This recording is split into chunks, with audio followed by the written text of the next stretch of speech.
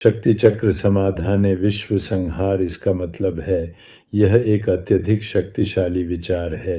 भैरव अनंत दिव्य राक्षसी शिव के 5 चेहरों का भयानक रूप है। यह वह शक्ति है जो सभी शक्तियों से स्वतंत्र है। शक्ति चक्र सम धनी विश्व सम हरवा, ठीक है।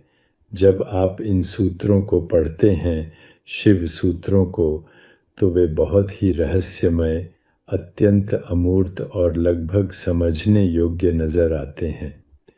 इन सूत्रों का अध्ययन करने से आपको अद्भुत ज्ञान प्राप्त होगा और बेशक इन्हें अपनी दृष्टि से सदियों से टिप्पणी की जारी रखी जाती है। मेरा पक्ष अभ्यास, साधना, जांच, सचेतता, मेटाकॉग्निशन के कारण दुखी हो गया है और सीधे अनुभव की ओर देखते हुए मुझे ऐसा लगता है कि मैं अपनी खुद की व्याख्या देने में बिल्कुल सही हूँ। वही है जो मैं कर रहा हूँ। ये सूत्र फिर से शुरू हो रहा है, मैं इसे पढ़ूंगा, उसे उच्चारण करने की जरूरत नहीं। शक्ति चक्र समाधान विश्व संहार, इसका मतलब है यह एक अत्यधिक शक्तिशाली विचार है। यह विस्तार स्वतंत्र शक्ति और भैरव भी कहलाता है। इसे भी भैरवी शक्ति कहा जाता है। मैंने पहले ही कहा है कि भैरव अनंत दिव्य राक्षसी शिव के 5 चेहरों का भयानक रूप है। सृजन, पोषण, विनाश, अवसर्पण, पुनर्जीवन का पूरा पुनर्चक्रण किया जाता है, वह भैरव है। यहाँ भी बहुत महत्वपूर्ण है और कहा जाता है कि भैरव स्वतंत्र शक्ति है, इसलिए इसे गहनता से ध्यान देना चाहिए। स्वतंत्र अर्थात स्वतंत्र, सभी स्थितियों, परिस्थितियों, घटनाओं से मुक्त, सभी लोग, सभी असंतुलन, सभी अव्यवस्था, सभी समस्याएं, सभी अनुक्रम। जो भैरव है अनंत निराकार अविभाज्य चेतना है, जो आप हैं। भैरव डरावना और सुंदर एक साथ देखने के लिए, आपको देखकर डरावना और सुंदर दोनों का एक अद्भुत संगम होता है। वह भैरव भी एक स्वतंत्र शक्ति है और इसका महत्व अत्यंत है। यह वह शक्ति है जो सभी शक्तियों से स्वतंत्र है।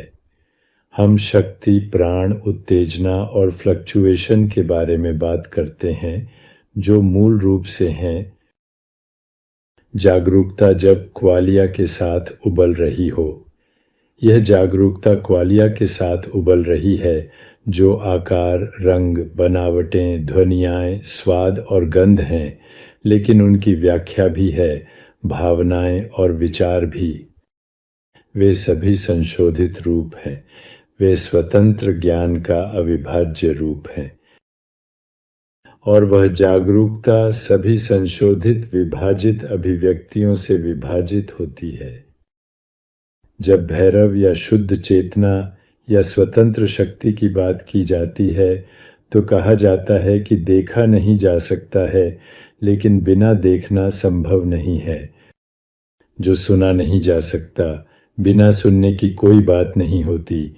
जो चखा नहीं जा सकता, सूंघा नहीं जा सकता, बिना अनुभव नहीं। या गंधन, या जो कल्पना नहीं, छवियों के रूप में संशोधित होती है, या सोचा नहीं, सभी सोच के लिए जिम्मेदार है। ये इसके प्रदर्शनों से स्वतंत्र है।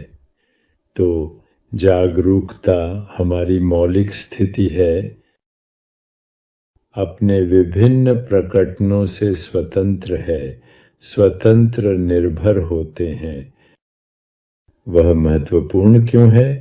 अच्छी तरह से विभाजित चेतना अविभाजित पर निर्भर करती है, इसलिए यह नाजुक है, इसलिए यह अस्थायी है, इसलिए यह अल्पकालिक है, इसलिए यह अग्रहणीय भी है। जो ग्राह्य है वही एकमात्र चीज है। क्या मैं वह हूँ जो मुझसे अलग है, या वह, या वह, या वह, या वह, या यह, या जो भी आप सोच रहे हैं। स्वतंत्रता है, मोक्ष है, कैवल्य है, बहुत महत्वपूर्ण सूत्र है। वह भिन्न हुई चेतना अविभक्त पर निर्भर करती है, लेकिन अविभक्त अपने प्रकटनों पर निर्भर नहीं है।